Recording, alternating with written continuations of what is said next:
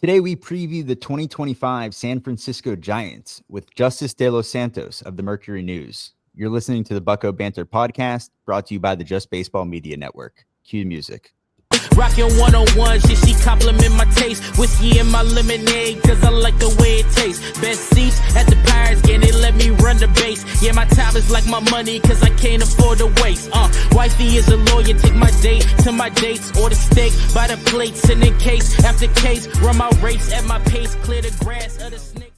Fellas, we are back with another team preview. Today is the San Francisco Giants, and we are joined by former Bucko beat reporter and now San Francisco Giants beat reporter, Justice de los Santos. Justice, welcome on to Bucko Banner, man. Appreciate y'all for having me. And whatever music y'all were just playing, can it replace Pirate Generation? It's not a new Pirate Generation. Like, we're on like the third Pirate Generation since that song came out. Like, it's time to wrap it up. Like, Stump is gonna hate me for saying that. I don't care. Like, we gotta swap that out. Stumps, that's probably his alarm clock at this point. Like he's all about the Pirates' new generation. The first alarm is Renegade. The second is Pirate Generation. Yeah, that's absolutely. Amazing. Yeah, I mean, Stump's been in it for a minute. I think he's just blinded by the Pittsburgh Pirates right now.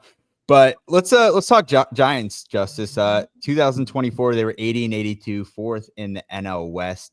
For free agency this year, they added Verlander. Adames was the big move. Trevino, and then via trade, Basabe, and then they lost Kanya, Casali, Conforto, Snell, obviously, and then via trade they lost Taylor Rogers and Blake Sable. How do you grade this offseason? The grading is always tough. Like I hate to just be like, oh well, you got to see, you need time. But, if I was to grade it right now, just based off the parts that they lost, the parts that they gained, it's a pretty, solid offseason, especially given the fact that it's Buster Posey's first offseason as the president of baseball operations. It's Zach Manassian's first offseason as the team's general manager. That being said, especially considering how early the Giants did sign Willy Adames, they signed him right before the winter meetings. And you kind of got the impression that, especially with Buster taking over the new regime, they were able to get this signing done, pretty much the second best position player aside from Juan Soto. It kind of almost set up the idea that this might be like a really big offseason where they make a bunch of really big moves. And again, this is a team that's finished third place or below in each of the last 3 seasons. But the only other addition ended up being Verlander, which not a horrible acquisition. That's a future Hall of Famer right there. And in talking with him and just seeing him in live bullpens, this stuff looks really good so far. But that being said, you're in a division competing against the Dodgers, who I know you talked with Fabian earlier. They upgraded. The Arizona Diamondbacks lost Christian Walker, but they also got they traded for Corbin Burns, or not traded for. They signed Corbin Burns and traded for Josh Naylor. The Padres, bit of a tricky situation over there. It's one of the few times you'll ever see the family suing each other. But that being said, they still have five of the most talented players in the division when you think of Jackson Merrill, who I know is not well liked in Pittsburgh for a random Padres beef, but Jackson Merrill, Fernando Tatis, Manny Machado, Michael King, very talented group over there. So when you see what these other and there's also the Rockies, the Rockies are just they're there. They're there. Ezekiel Tovar, very talented. Brent Doyle's fun to watch in the outfield. Brent Doyle, hell of it. I've seen the arm in person. I think I saw him gun down someone in Pittsburgh. Like the arm is crazy. He's gross. But when you look at what the other teams in this division are, as far as the talent, you kind of look at the Giants as currently constructed and say, yeah, in a scenario where everything's clicking and everybody, Chapman, Adames, Bailey, you think of the 99th percentile outcomes, it's like, yes, they would be able to compete. But I had a general manager once tell me, you can't rely on everything to go right. There are some things inherently that are going to go wrong. So just particularly from a talent perspective, it would have been, beneficial to continue adding, but this is the group they got. This is the group they're going with, and we'll see how it plays out over the next couple of months. So the last couple of off seasons, I feel like the Giants have been wanting to land a big free agent, and they've fallen short, with Aaron Judge and some other guys. Do you think going into this offseason that was a priority, especially with Buster Posey coming in to be the president, that they got Willy Adames? He was like one of the first big free agents to sign. Do you think they were just wanting to be aggressive and get get that big signing out of the way right away? Yeah, I think this offseason took on a little bit of a different tone compared to the previous off seasons. In 2022, there was the whole thing with Arson Judge, who that's why I smiled when I said it. Signed with San Francisco, but that just never ended up panning out. They were in the Shohei Ohtani sweepstakes as well, but he ends up going to Los Angeles. Never really were quite in the Juan Soto sweepstakes to the same extent. Obviously, the New York Mets giving him $765 million. But that being said, one of the, more than just the wins and the losses over the last couple seasons, Giants fans haven't really had an opportunity to latch onto a core group of players once Posey retired, and especially once Crawford left the organization. And so the talent is one thing. Willy Adames is obviously a very talented shortstop. I'm going to plug myself here. I did a little bit of a video breakdown on my YouTube channel if y'all want to go check that out. But I think more than anything, just looking at it from a fan perspective, the Giants, as constructed, when you look at what their starting lineup can be, they did a lot of platooning in 2022 and 2023, 2024 as well. There was a lot of uses openers because of some of the injuries that they had to deal with. When you look at this roster, on any given day, you're probably going to see Matt Chapman. You're probably going to see Willy Adames. You're probably going to see Patrick Bailey. And that's very important just from a watchability perspective and also just from a talent perspective, because if you're starting guys who are capable of being everyday players, that means that there's probably a baseline level of competency there. So it's going to, strictly from that perspective, and it's the Willy Adames deal, that's the largest contract in franchise history. Funny enough, takes over from Posey's deal. I think his deal was 167, and we asked him at the press conference, like, hey, you took the record from the guy that's sitting to your right. How do you feel about that? And I can't remember what he said, but it's just funny that the first major deal that Posey gives out is one breaking his own record. But I guess that tells you where his priorities lie, not in personal records, but bringing some winning baseball back to San Francisco. Yeah, absolutely. Let's go through the projected lineup on Fangraphs here. At first base, Lamont Wade Jr., shortstop Adames, in center field Jung-Hoo Lee, hopefully healthy. Third base Chapman, left field Ramos, right field Mike Yastrzemski, second base Tyler Fitzgerald, DH Wilmer Flores, and catcher Patrick Bailey. And then on the bench, we got Tom Murphy, Brett Wisely, Encarnacion, and Matos. How are we feeling? I know this is just a projection, but how do you feel about that lineup at first glance? Kind of going back to the previous point, that's a lineup that you can expect to see on most days this season. Obviously, assuming health is, it always feels weird to say assuming health. Everything's kind of assuming health, so to say. Sure. But one of the things that you mentioned, and this is kind of one of the things to monitor over the course of spring training, is the fact that Lamont Wade Jr. is in the leadoff spot and Jung-Hoo Lee is batting in the number 3 spot. Tomorrow is the Giants' first game of Cactus League play. They go against the Rangers, and Wade is going to be hitting first. Jung-Hoo is going to be third.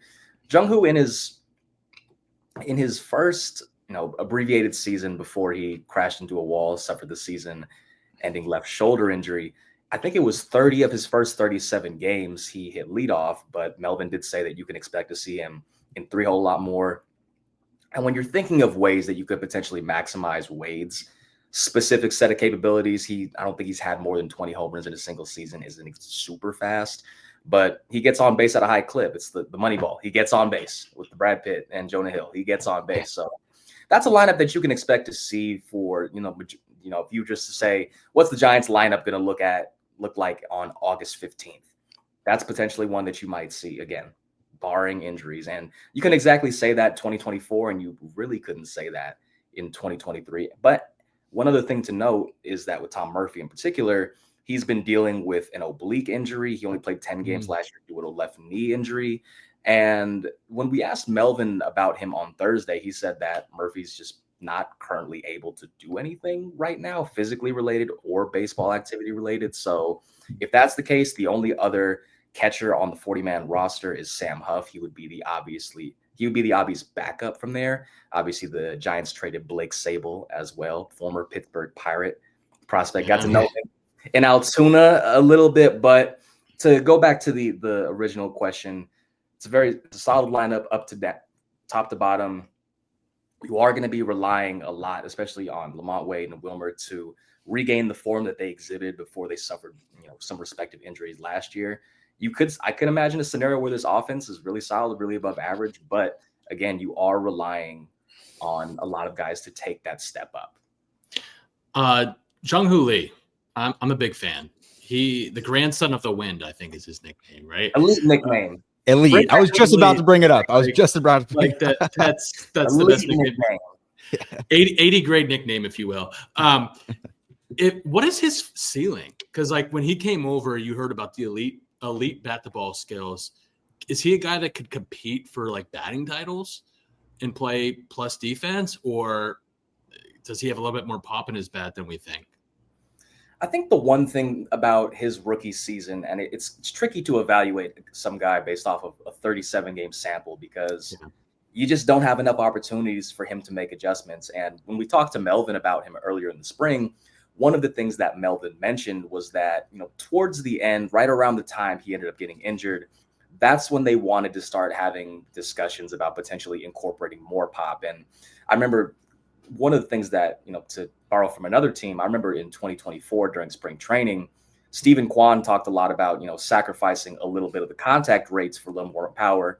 And you saw what he was able to do last season. I kind of think that may have been a similar trajectory with Jung-Hoo. And when he, get adapted to the majors, then we'll start making adjustments as necessary. And also Oracle Park just isn't a great place to hit for any hitter. But, as far as what he's been able to show so far, again, a very limited sample size, but one of the things that stuck out to me when I was really diving into the numbers is that the contact rate, the bat to ball skills are already elite. And you can see that in some of the Savant data. But if you just look at stats like contact percentage and strikeout rate, like it's the guys he's in competition or a comparison with, or the guys that are close to him at the top of that list is Luis Arias and Stephen Kwan. And again, 37 games is not a great sample size, but like when it comes to results specifically, but purely from a bat to ball perspective, I think it's legit. I think it's fair to say that it's very legit. Now, it's one thing to make contact. Again, going back to bring a Pittsburgh Pirates example into this, I'm going to bring Brian Hayes into this. It's one thing to hit the ball hard. It's another thing where you're hitting the ball. And I think it's similar here, where making contact is one thing, but making meaningful contact is the other thing. And so I would almost treat this as if this was Jung-Hoo Lee's first season in the majors, where you want him to have opportunities to get acclimated to this level.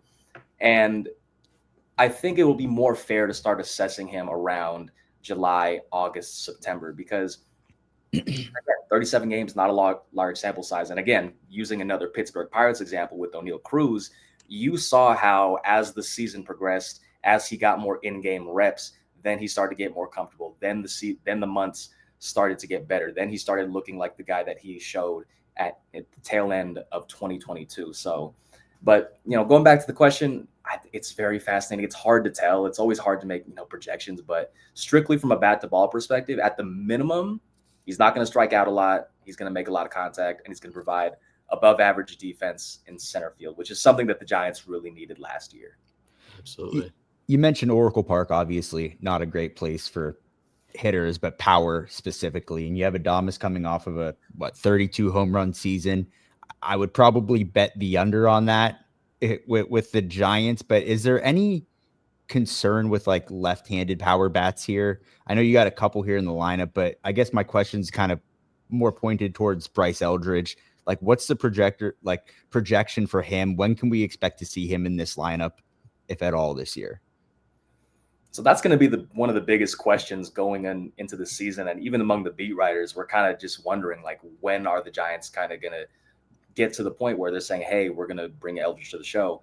During the winter meetings, Posey did throw like a bit of cold water on that, saying that, if this guy went to college, he'd be like a sophomore or a junior, which Bryce Eldridge is only 20 years old, which I'm only 26. And even just that is making me feel a little bit old. He's like the first crop of players whose birth year starts with a 2. And I'm just like, no, that's not great.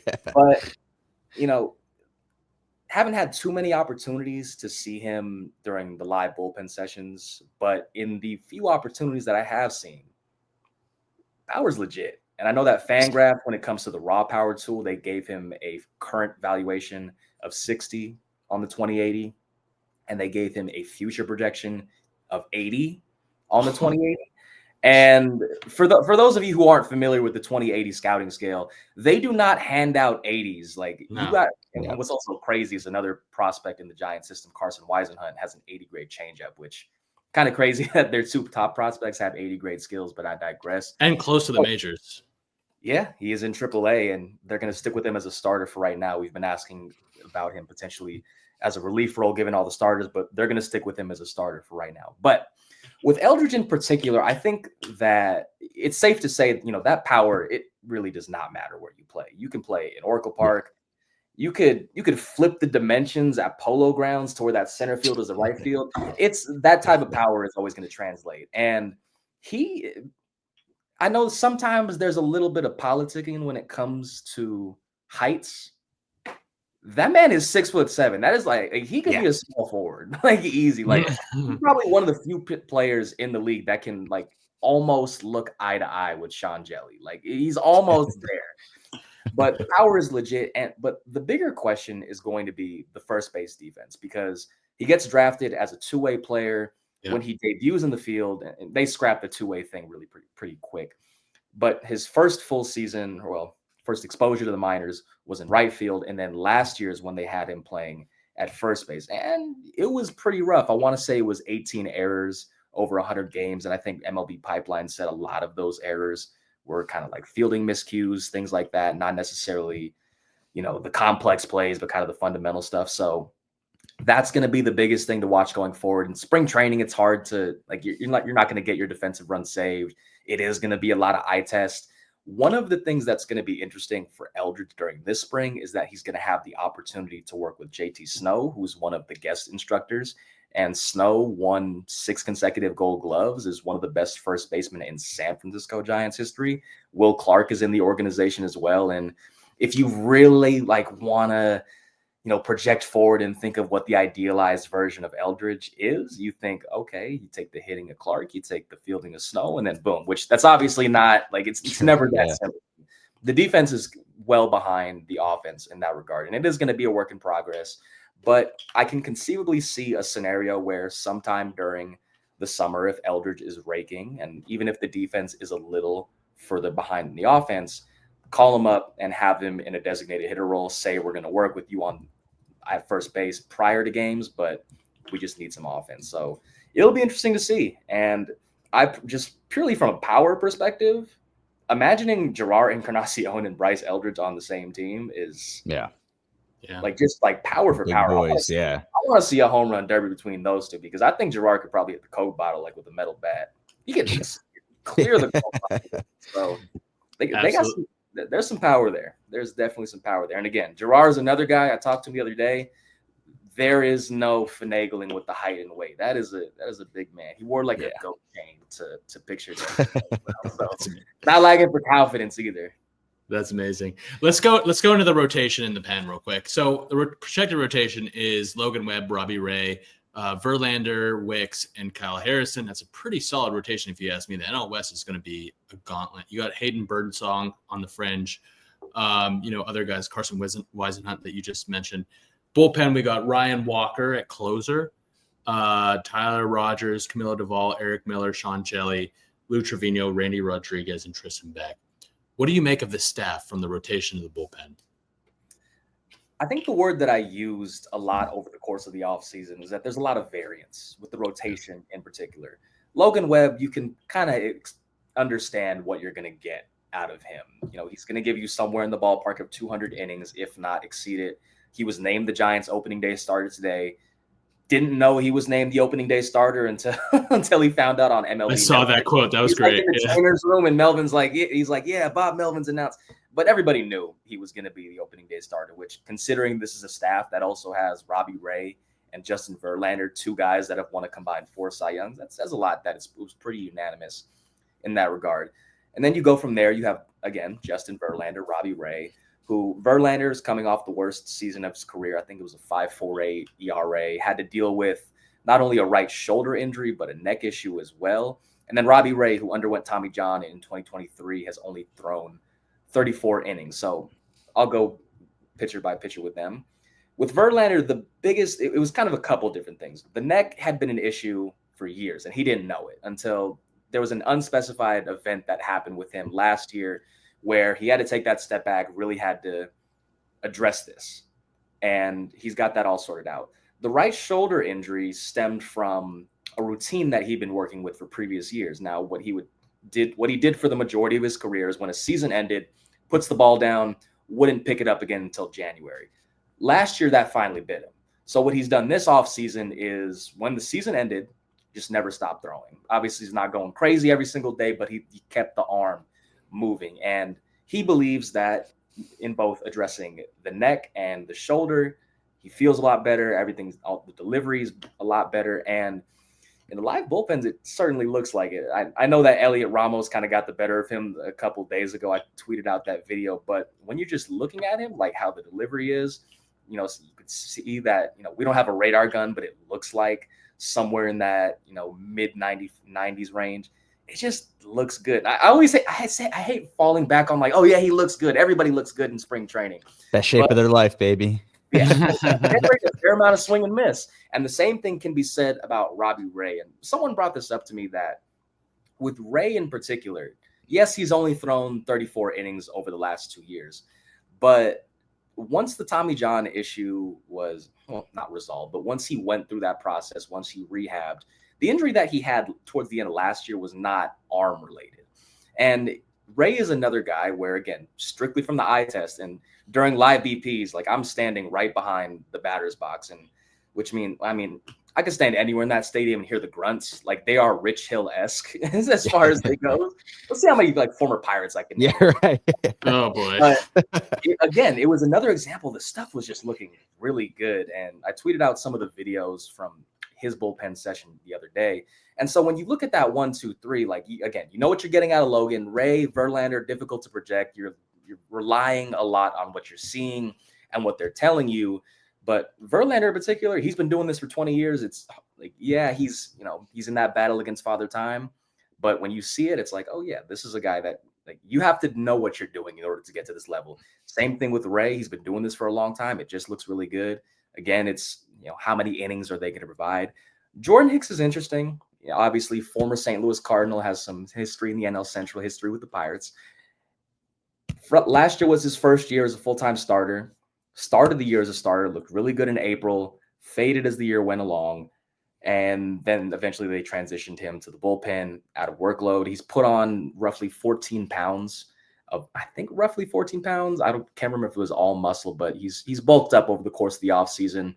And I remember during the Willy Adames press conference, I looked down to the field and he was working there with Eric Miller. And then I was at Oracle Park another random day in the offseason. He was still, again, working there with Eric Miller.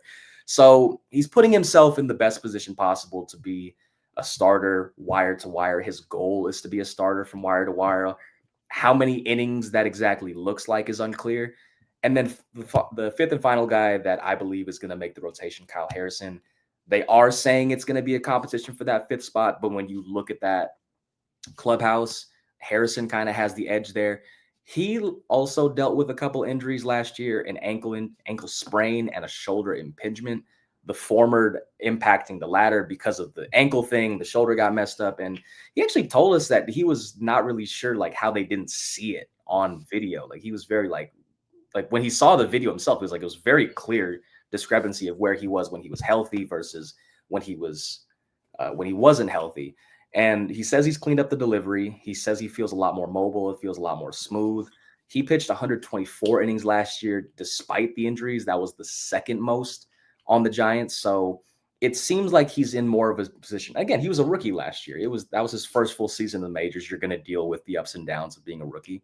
So bringing it all back, it's, you got Logan Webb, and then there's a lot of, they're not question marks necessarily, but you're kind of relying on what they're telling you. You're relying on, whatever information you have, and you're kind of trying to say like, I can see this going well. I can also see this going sideways. It's really going to depend on how the year unfolds.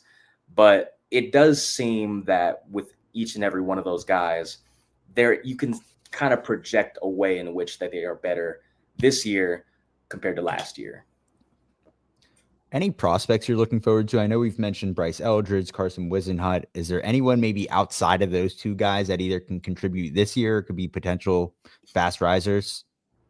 I mean, it's kind of a cop-out. I want to see Bryce. I want to see him hit. Like, I want to see him clear the cove. And like when we talked Fair. to him a couple days ago, he said like he was recalling his first batting practice session at Oracle, and it's the custom. A guy signs with a team, takes batting practice at the field, Right. and he said like I'm still pissed that I didn't hit one in the water, and I'm like, well, whenever he gets called up, I'm parking myself on the right field arcade. I'm gonna watch the first round from the field, and then I'm gonna make my way there, and I'm just gonna see it. But with Wisdom Hunt as well, like he's another guy. Like I just want to see that changeup in action too. I want to see it live, and I'm very curious how he develops because last year, strictly from an ERA perspective, it wasn't great. It was near 5. He had some really weird home road splits too. I think he had like a 2 ERA at home, and it was like 8 on the road. It was kind of like Jack Sawinski in 2022. I can keep going. Yeah, I can keep going. You don't have to. You don't have to. I derive great joy. I was on the Andrew catching arc. I went from Pittsburgh to San Francisco. I'm on that arc. But I mean, they're 2 guys. They're at the top of the system for a reason. I know that Fangraphs had Eldridge specifically at 26. Zips had him as high as number 6 on their top 100 prospects list. So, like, I'm always infatuated when a guy has an 80 grade tool. I just want to see it. Yeah, that will never fail to infatuate me. And again, it is kind of a cop out answer, but it's a cop out for a good reason. That's fair. How about a pick to click this year? I mean, a guy that's going to make a big impact on this team, but also break out for the Giants to take that next step. Ooh, pick to click. I'm going to buy myself some time here. Who'd Fabian say? Who'd Stump say? Like, well, Fabian said for the Dodgers, he said Bobby Miller, but after the first spring training game, I'm kidding. That's rough. We haven't done the Pirates preview. I have an idea for the Giants. I would say Jung-Hoo Lee personally, because this is like technically, like you said, treat this as his rookie season. And I think he's a guy that could be a plus bat in this league. I also really love Patrick Bailey with the bat and behind the plate. Yeah. Bailey's a very interesting player just because of the way that his bat has really fallen off in the second half in back-to-back years. He said 2023 can kind of be attributed to a conditioning thing. He told me that last year it was more of a swing thing. He kind of went down a rabbit hole there. So, first half looks like an all-star, was probably the best catcher in baseball. Second half, offensively, you can look up those numbers, not great. But I do like Jung-Hoo as a pick to click, especially just because those contact skills are elite. Like, that's something that's going to translate for him and that stick with him for the rest of his career. I don't think you're not being at 90% contact rate or whatever it was like 93. That's hard to be fluky. Like, there are things that can be fluky, like batting average, contact rate, not necessarily. I'm not as low on Camilo Doval. I'm not low on Camilo.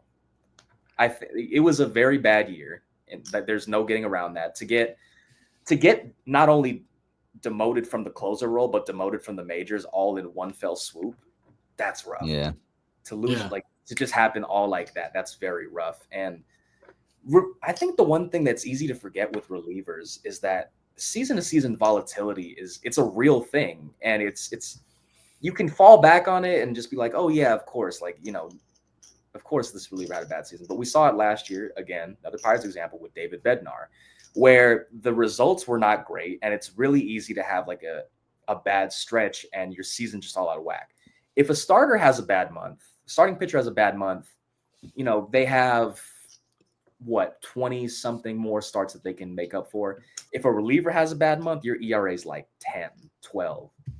And so when you look at some of the underlying stuff with Camilo and you look at some of the history too, I think that there is a path for him to again be an above average, if not elite reliever in 2025. The velocity is still there. The velocity didn't go anywhere. The slider was a very effective pitch. Granted, he became very slider happy at points during last season because it was the only pitch he could really locate.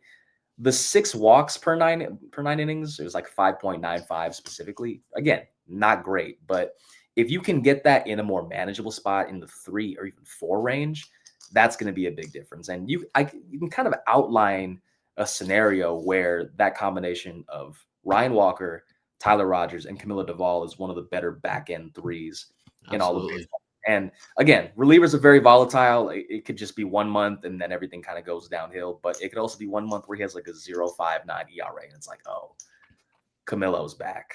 So, and again, if we're gonna go just purely eye test, I was looking at one of the live BPs and I was like, geez, it didn't go anywhere. Velocity did not go anywhere. Nice. Well, before we let you go here, Justice, let's get a 2025 prediction for your San Francisco Giants. 2025 prediction. It can be record. It could be a result.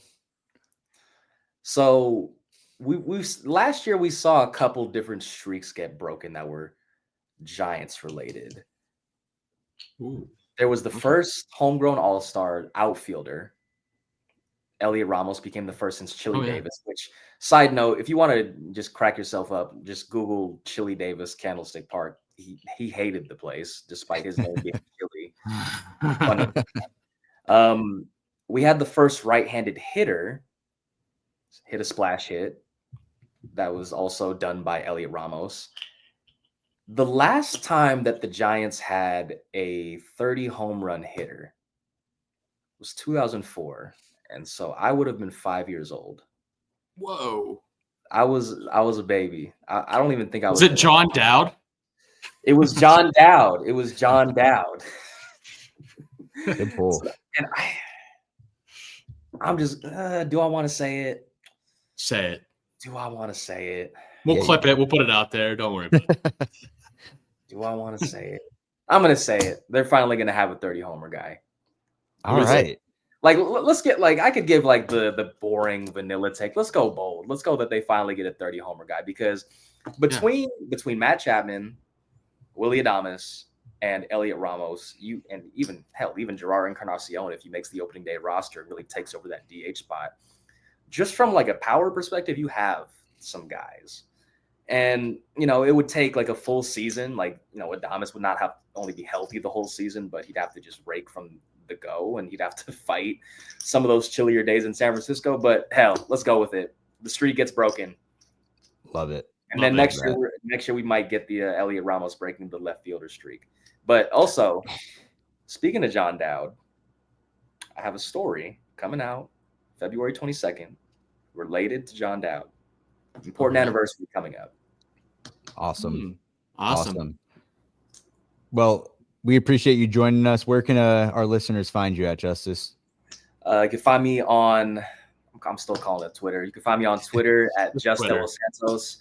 The original Twitter people didn't even let me put my full name in the handle, so it's just Delos Santos. You can find me on Blue Sky. I do videos on YouTube as well. That was something I did when I was on the Bucko Beat. I'm going to do it on YouTube as well. And you can also, of course, find me at San Jose Mercury News. Awesome, man. Well, appreciate you coming on. Hopefully when you come to Pittsburgh this year, we can link up and maybe do this again, maybe do preview the series. But thanks for coming on and previewing the Giants. Appreciate it. Anytime, y'all. Rockin' 101, she compliment my taste. Whiskey in my lemonade, cause I like the way it tastes. Best seats at the Pirates game, they let me run the base. Yeah, my time is like my money, cause I can't afford to waste. Wifey is a lawyer, take my date to my dates, or the steak by the plates. And